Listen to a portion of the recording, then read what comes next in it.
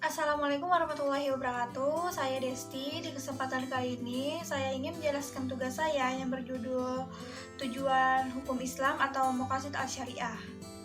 Pengertian tujuan hukum Islam atau Maqasid Al-Syariah secara etimologis, kata Maqasid Al-Syariah berasal dari dua kata, yaitu Maqasid berarti maksud atau tujuan, sedangkan Al-Syariah disebut juga hukum Islam.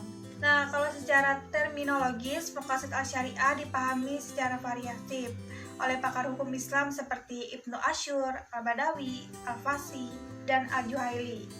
Dari definisi Maqasid Al-Syariah dapat disimpulkan bahwa Maqasid Al-Syariah dari keseluruhan makna, tujuan, dan hikmah. Setelah itu ada ilmu Taimiyah menjelaskan kata kunci dari Maqasid Al-Syariah atau tujuan hukum Islam, yaitu ada al-hikmah yang berarti hikmah, terus ada al-mana yang berarti arti, terus ada al-ilah yang berarti sebab atau alasan. Setelah itu ada al-musabah yang berarti kesesuaian.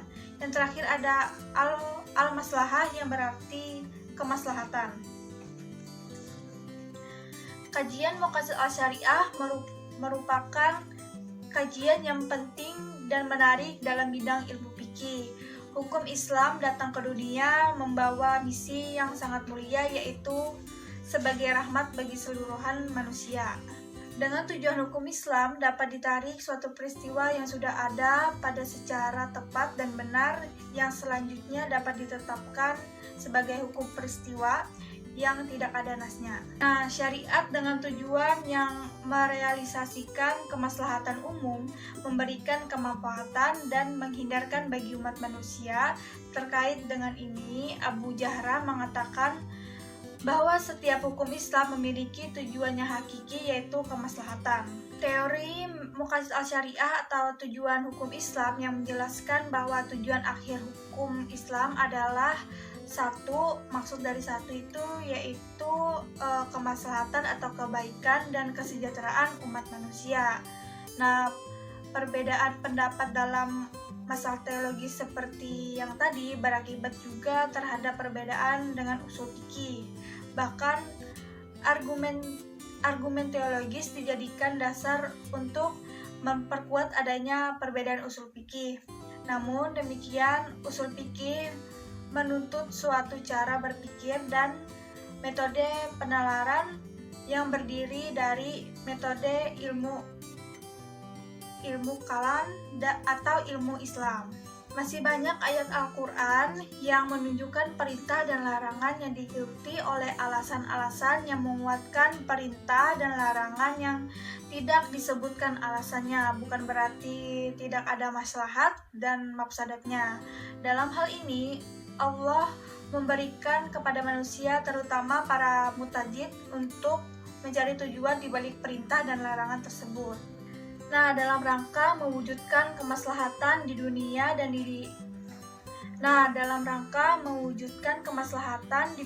dan di akhirat, berdasarkan penelitian para usul fikih, ada 5 unsur pokok, yaitu agama, jiwa, akal, keturunan, dan harta.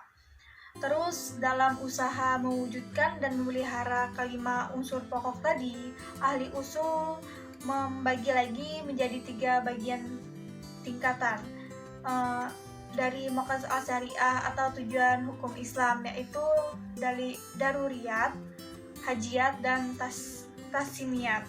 Setelah itu ada 3 tingkatan Maqasid Al-Syariah. Teori Maqasid Al-Syariah dikembangkan oleh golongan ahli fikih, misalnya Mamak Al-Syatbihi. Beliau ini mengembangkan teori ini dengan bertitik tolak pada adanya 5 kebutuhan pokok tadi. Tujuan hukum Islam yang ada 5 tadi dapat dilihat dari segi kekuatan atau tuntutan dalam pemenuhan dan pengaruh oleh Al-Syatbihi. Terus Al-Syatbihi dan ahli hukum lainnya membagi lagi 3 bagian tingkatan, yaitu primer, sekunder, dan tersier. Nah, di sini bisa saya jelaskan makna dari 3 bagian tersebut. Yang pertama ada kebutuhan primer. Kebutuhan primer yang harus ada yang pertama ada kebutuhan primer. kebutuhan primer adalah kebutuhan yang harus ada untuk melaksanakan kemaslahatan agama dan dunia jika kebutuhan itu tidak dipenuhi atau hilang. Nah, ada 5 hal yang menjadi kebutuhan pokok bagi manusia dan sekaligus menjadi ciri dan kesempurnaan hidup manusia dari kelima pokok yang tadi disebut dengan Al-Daruriyah Al-Khamsah, yaitu 5 kebutuhan pokok manusia. Allah menyuruh melakukan segala upaya untuk memelihara dan mempertahankan kelima kebutuhan tersebut. 2. Kebutuhan sekunder. Kebutuhan sekunder merupakan kebutuhan yang sangat dibutuhkan manusia, bukan untuk memelihara salah satu dari kebutuhan pokok 5 yang tadi. Tetapi untuk menghilangkan kesulitan dan kesempitan atau kekhawatiran dalam menjaga kelima kebutuhan pokok tadi. Terus kebutuhan sekunder seperti